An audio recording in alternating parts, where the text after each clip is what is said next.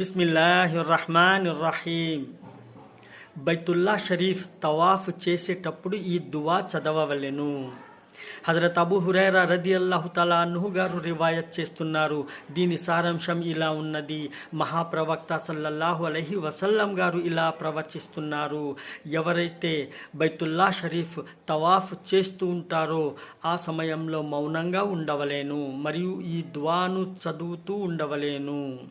సుబ్హానల్లాహి వల్హమ్దులిల్లాహి వలా ఇలాహా ఇల్లల్లాహు వల్లాహు అక్బర్ వలా హౌల వలా కువ్వత ఇల్లా బిల్లాహ్. ఎవరైతే ఈ దువా చదువుతారో అల్లాహ్ సుబ్హానహు వ తఆలా వారి 10 పాపాలను క్షమిస్తాడు మరియు 10 పుణ్యాలను రాస్తాడు మరియు 10 దర్జలను పెంచుతాడు. అందుచేత సోదరులారా, ప్రతి హాజీ ఈ దువా చదివే వాళ్ళు కావాలని వేడుకుందాము. ఆమీన్. ఇబ్నే మాజా నుంచి రివాయత్ ఉన్నది.